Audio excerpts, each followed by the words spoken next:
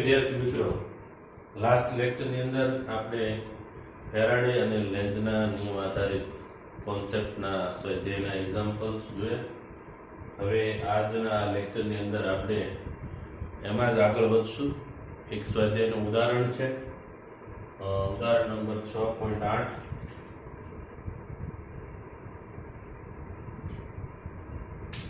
આકૃતિમાં લંબચોરસ વાહકની ભુજા PQ ને x બરાબર 0 થી બહારની તરફ ગતિ કરાવવામાં આવે છે. એટલે એક આ પ્રમાણેની આકૃતિ આપણે દોરી નાખીએ.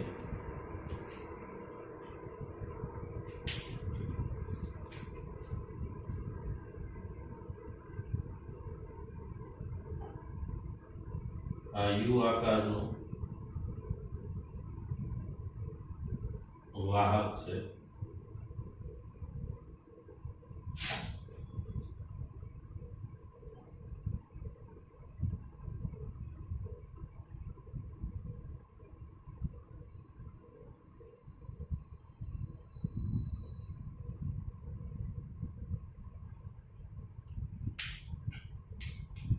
અહીંયા ચુંબકીય ક્ષેત્ર લાગુ પડેલું છે.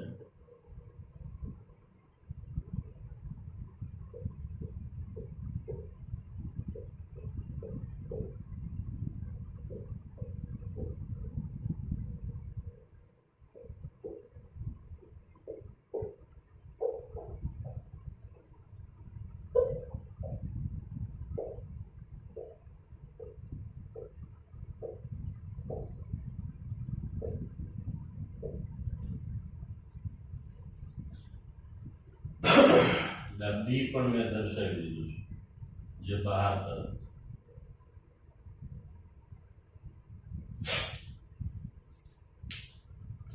હવે એક વાહક સળિયો PQ, જેને આપણે ખસેડવાનો છે.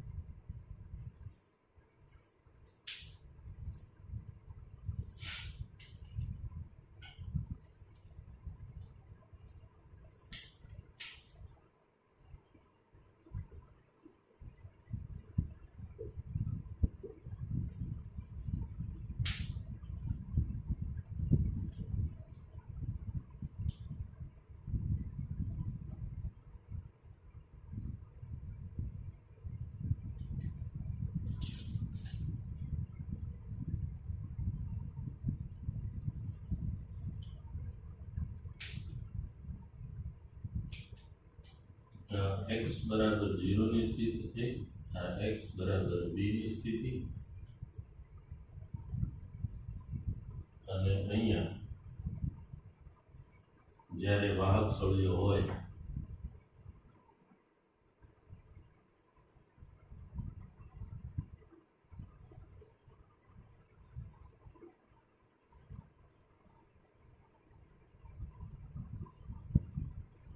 ત્યારે એનું જે સ્થાન છે એને આપણે m બતાવી દઈએ.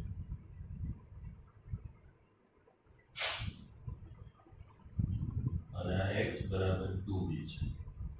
આ વિભાગની અંદર ચુંબકીય ક્ષેત્ર હાજર નથી.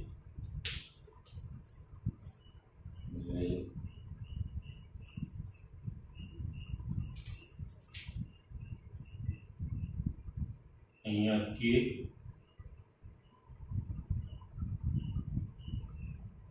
L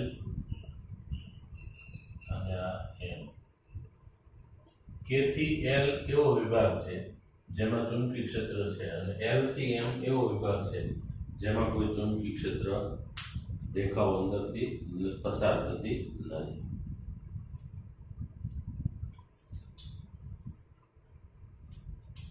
પી ક્યુ આર અને એસ આ આખો બંધ ગાળો થયો, બંધ લૂપ થયો.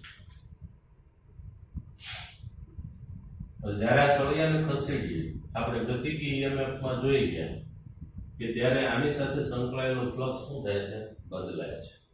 બરાબર. તો આ આકૃતિ છે એનો ઉપયોગ કરી અને આપણે આ એક્ઝામ્પલ છે એના સોલ્યુશન છે એ આપણે શોધવાનું છે. એટલે આકૃતિમાં લંબચોરસ વાહકની ભુજા PQ ને x બરાબર 0 થી બહારની તરફ એટલે આમ લઈ જવાનું છે. એટલે આને આપણે આ રીતે ગતિ કરાવવાનું છે. x બરાબર 0 થી x બરાબર b સુધી વિસ્તરેલ છે. બહારની તરફ ગતિ કરવામાં આવે છે અને એક સમાન ચુંબકીય ક્ષેત્ર x બરાબર 0 થી x બરાબર b સુધી વિસ્તરણ પામે છે. x b કરતા મોટા અંતરે, એટલે આ જે છેલ્લા ડોટ છે એને હું કેન્સલ કરી દઉં છું અને આ L છે એને આપણે અહીંયા લઈ લઈએ. b થી મોટા અંતરે કોઈ ચુંબકીય ક્ષેત્ર x માટે 0 છે. બરાબર. માત્ર ભુજા PQ જ નોંધપાત્ર અવરોધ R ધરાવે છે. એટલે આનો અવરોધ છે એ આપણને આપી દીધો છે R છે. જ્યારે PQ ને અચળ ઝડપ v સાથે x બરાબર 0 થી x બરાબર 2b સુધી બહાર તરફ ખેંચવામાં આવે અને ત્યારબાદ x બરાબર 0 પર લાવવાનું, એટલે 2b સુધી લઈ જવાનું છે અને પાછું લાવવાનું છે. તે સ્થિતિનો વિચાર કરો અને ફ્લક્સ, પ્રેરિત EMF, ભુજાને ખેંચવા માટે જરૂરી બળ અને ફ્લક્સ એટલે ફાઈ મેળવવાનું છે, પ્રેરિત EMF મેળવવાનું છે. ભુજાને ખેંચવા માટે જરૂરી બળ એટલે લેન્ઝ બળ થયું F=ILB અને જૂલ ઉષ્મા તરીકે વ્યય પામતો પાવર, એટલે ચાર ભૌતિક રાશિ છે એ આપણે મેળવવાની છે. માટેના સૂત્રો મેળવો. તો x બરાબર 0 થી x બરાબર b સુધી ચુંબકીય ક્ષેત્ર વિસ્તરેલ છે. x બરાબર b થી 2b સુધી કોઈ ચુંબકીય ક્ષેત્ર છે નહીં. આપણે આ સળિયો છે PQ એને ખસેડીએ છીએ. ખસેડીએ એટલે ફ્લક્સ બદલાય છે, પણ કેટલા વિસ્તાર સુધી? 0 થી b સુધી. પછી તમે ખસેડતા જશો તો ફ્લક્સ છે એ અચળ થઈ જવાનું છે b થી 2b સુધી. પાછું 2b થી b સુધી આવશો એટલે ફ્લક્સ અચળ રહેશે, પાછું ફ્લક્સ છે એ ઘટવાનું છે. બરાબર. એટલે 1 by 1 આપણે જોતા જઈએ. પહેલાની સ્થિતિ આપણે જોઈ લઈએ.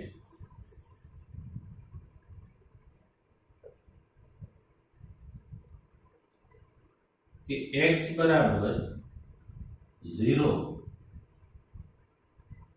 થી x બરાબર 2b સુધી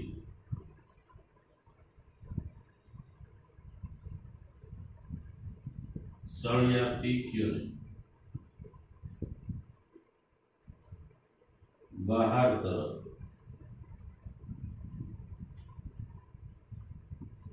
ખસેડવામાં આવે.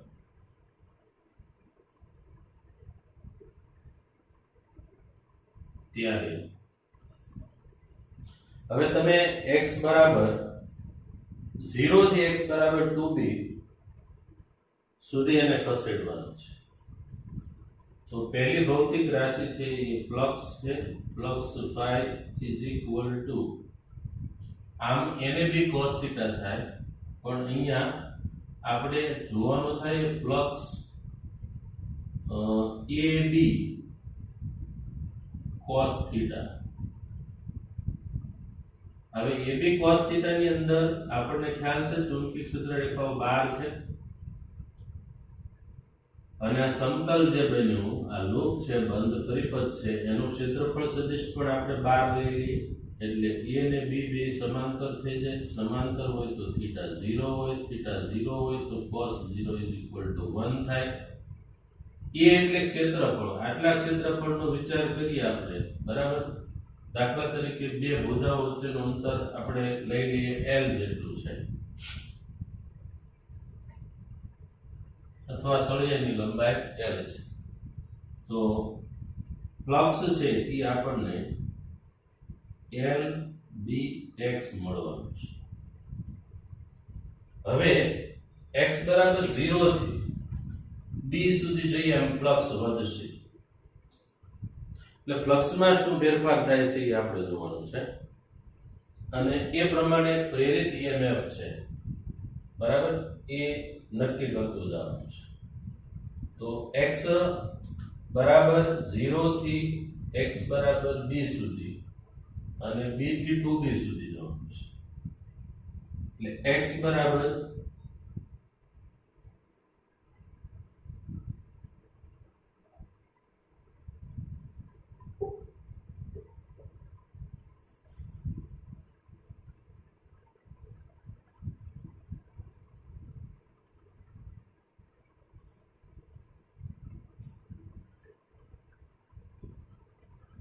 ફ્લક્સ બદલાય છે.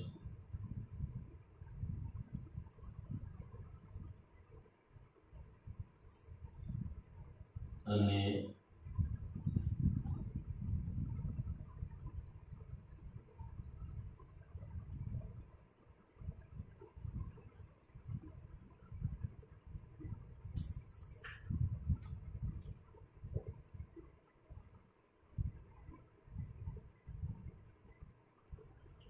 ફ્લક્સ અચળ રહે છે.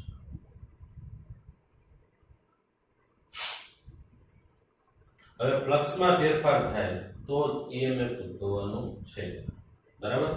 એટલે આપણે એ પણ ચેક કરવાનું છે કે પ્રેરિત EMF છે એ આપણને કેટલું મળે છે. b થી 2b સુધી આપણે જવાનું છે. હવે પ્રેરિત EMF ફેરાડેના નિયમ પ્રમાણે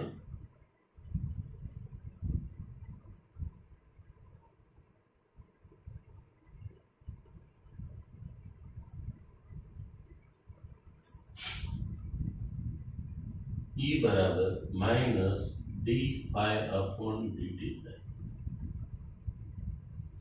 એટલે કે minus D by DT. Flux છે એ BLX છે, એટલે minus BL dx upon DT થયું. એટલે E બરાબર માઇનસ BVL. આટલું આપણને પ્રેરિત EMF છે એ મળવાનું છે. હવે 0 થી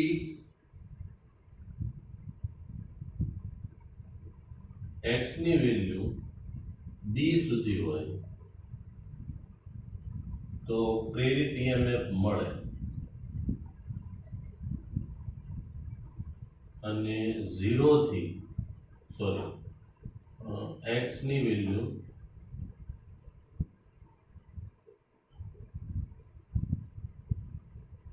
પ્રેરિત EMF મળશે નહીં. મળશે નહીં મતલબ પ્રેરિત EMF શૂન્ય છે.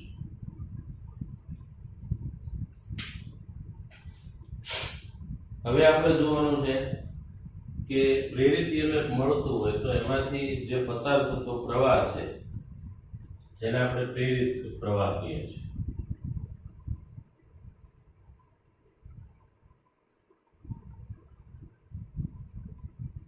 જે આપણે I બરાબર E અપોન R, E બરાબર આપણે BVL અપોન R થયું. તો 0 થી x 2 સુધી પ્રેરિત પ્રવાહ મળે અને b થી 2b સુધી પ્રેરિત પ્રવાહ શૂન્ય થઈ જશે.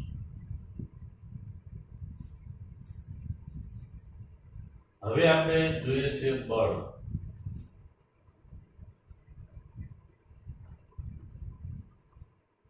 સળિયાની ગતિની વિરુદ્ધમાં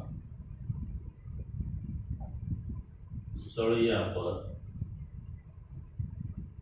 લાગતું લેન્સ બળ.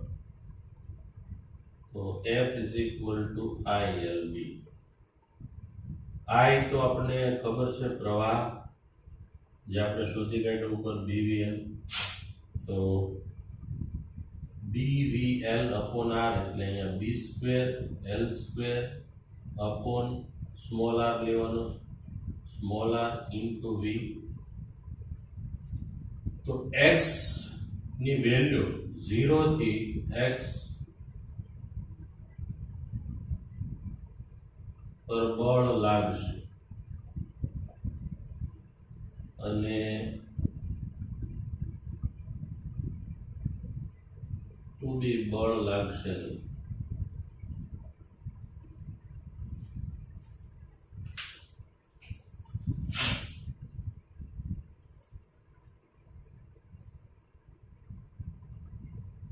હવે વધ્યો છે આપણી પાસે પાવર.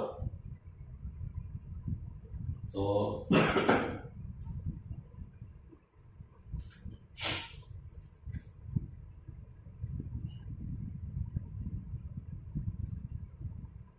જૂલ ઉષ્મા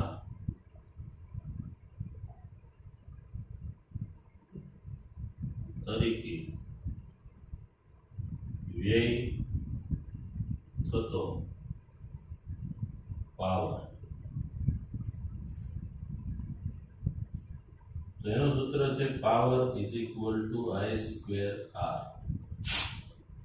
I આપણને ખબર છે, I એટલે પ્રવાહ થયો, B square V square L square upon R square into R થાય. એક R કેન્સલ થઈ જશે એટલે B સ્ક્વેર એટલે L સ્ક્વેર અપોન R થશે. હવે 0 થી x b સુધી પાવરનો વ્યય થશે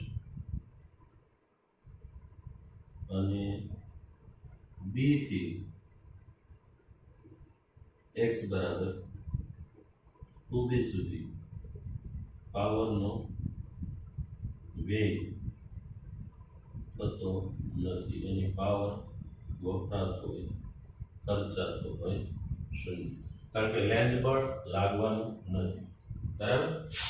તો આ પ્રમાણે આપણે x બરાબર 0 થી x બરાબર 2b સુધી સળિયાને જોઈએ છે. હવે એને પાછો લાવો. પાછો લાવીએ એટલે મિત્રો શું થશે? ફ્લક્સ અહીંયા સુધી અચળ રહેવાનું છે. એટલે આ એરિયાની અંદર 5 છે એ અચળ રહે અને અહીંયા છે એ 5 તમે દૂર લઈ જાઓ બહાર, ત્યારે 5 વધશે અને અંદર તરફ લાવો ત્યારે 5 ઘટે છે. એટલે અહીંયા આપણે લખવું હોય તો લખી શકીએ કે જ્યારે PQ સળિયાને બહાર તરફ ખસેડવામાં આવે ત્યારે ફ્લક્સ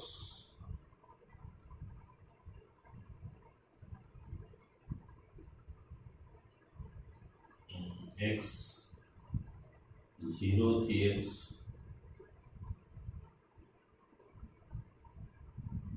વધે છે અને જ્યારે PQ સળિયાને અંદર તરફ ખસેડવામાં આવે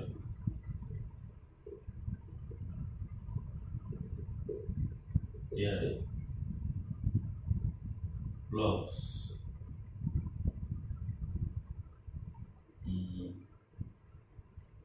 અંદર લઈ જઈએ છીએ એટલે B થી x થી 0 સુધી ઘટે છે. એટલે એનો ઊંધો ફેરફાર થયો. જોઈએ હવે સ્થિતિ. ફ્લક્સ વધ્યું, ફ્લક્સમાં ફેરફાર થયો, ફેરાડેના નિયમ પ્રમાણે ઈએમએફ ઉદ્ભવ્યું, આગળ ગતિ કરાવીએ છીએ તો આ વિસ્તારમાં ચુંબકીય ક્ષેત્ર નથી, મતલબ ફ્લક્સ અચળ રહ્યું. ફ્લક્સ અચળ રહેતું હોય તો ઈએમએફ ઉદ્ભવે નહીં, શૂન્ય લખાય.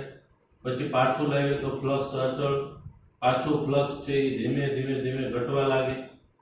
તો આખા એના જે આલેખ છે એ આપણે નેક્સ્ટ એને ડ્રો કરી લઈએ કે આપણને આ બધા આલેખ છે એ કેવા પ્રકારના મળે. કારણ કે છેલ્લો જવાબ હજી બાકી છે.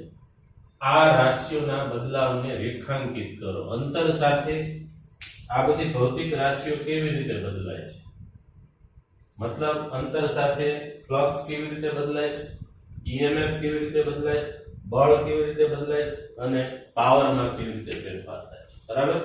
તો સૌથી પહેલા આને નોટ કરી લેશું, પછી આપણે એના બધા જ આલેખો છે એ જોઈ લઈએ.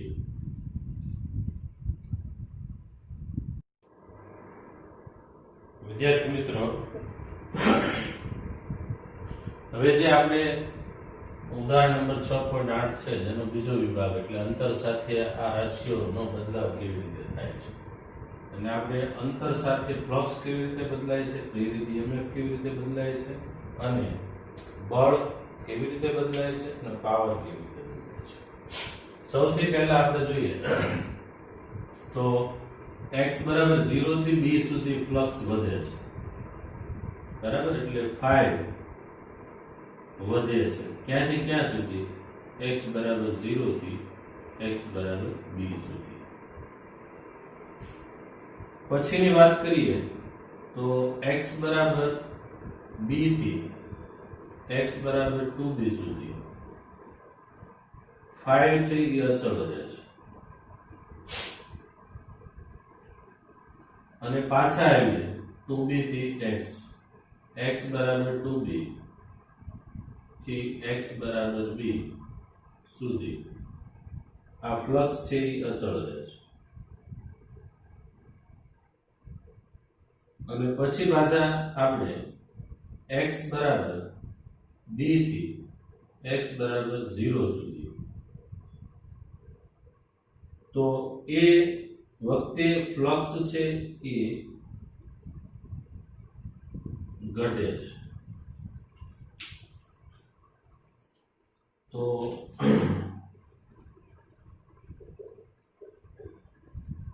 ફ્લક્સમાં જે ફેરફાર થાય છે એ આ સળિયાને આપણે બહાર તરફ આમ ખસેડતા હોય, દૂર લઈ જતા હોય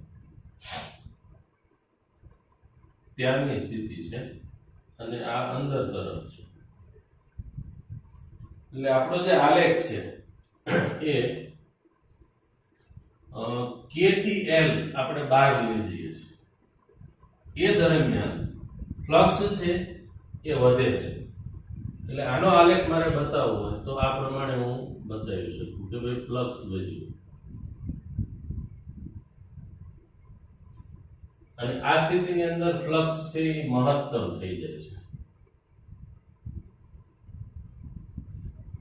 પછી ફ્લક્સ અચળ રહે છે. ક્યાં સુધી રહે છે? તો કે L થી M સુધી. પાછા આવી એટલે M થી L સુધી. અને પછી L થી M જઈએ એટલે ધીમે ધીમે ફ્લક્સ શું થતું જાય છે? મહત્તમ થી ઘટતું જાય છે. તો આપણે આ ફ્લક્સ છે એનો આલેખ બતાવી દીધો કે ફ્લક્સ છે એ અંતર સાથે આ મુજબ બદલાય છે. હવે એની સાથે સાથે આપણે એ જોતા જઈએ કે ભાઈ ફ્લક્સ વધતું હોય, ફ્લક્સનો ફેરફાર થતો હોય તો પ્રેરિત ઈએમએફ છે એનું મૂલ્ય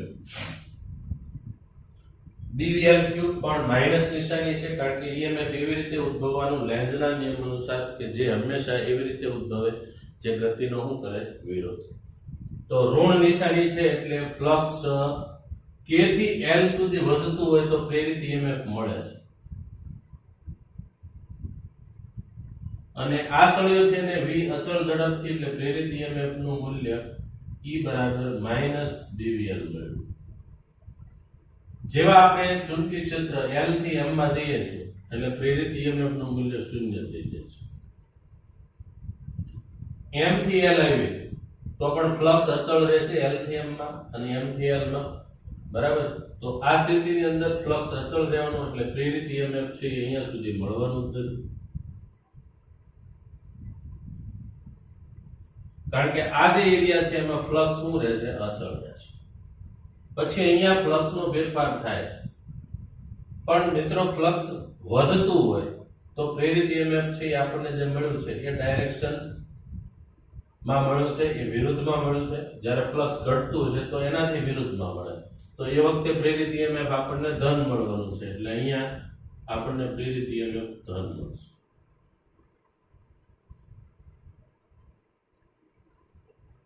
ફ્લક્સનું સૂત્ર અને પ્રેરિત EMF ના સૂત્રમાં ઋણ નિશાની છે, એનાથી વિરુદ્ધ આપણને મળવાનું છે. બળની વાત કરીએ તો સળિયાને આપણે આમ ખસેડીએ છીએ, ફ્લક્સ બદલાય છે એટલે બળ છે એ હંમેશા લેન્ઝ બળની વાત કરવાની છે. F = ILB. તો ILB ગતિનો વિરોધ કરે એટલે અહીંયા સુધી ILB લાગવાનું છે. પછી ચુંબકીય ક્ષેત્ર છે એ નથી, પણ આટલું ફ્લક્સ તો સંકળાયેલું છે, અચળ રહેવાનું છે એટલે લેન્ઝ બળ લાગશે નહીં. એટલે આટલા L થી M અને M થી L પાછા આવો, આગળ જઈને પાછા આવો ત્યાં સુધી લેન્ઝ બળ લાગવાનું નથી, કારણ કે ફ્લક્સ અચળ છે. પછીનું આપણે ચેક કરીએ તો એ પ્રમાણે લેન્ઝ બળ છે, ગતિની દિશા બદલાઈ ગઈ એટલે લેન્ઝ બળની ડાયરેક્શન પણ બદલાશે, એટલે આ બળ છે એ ઉપર તરફ આવી જશે.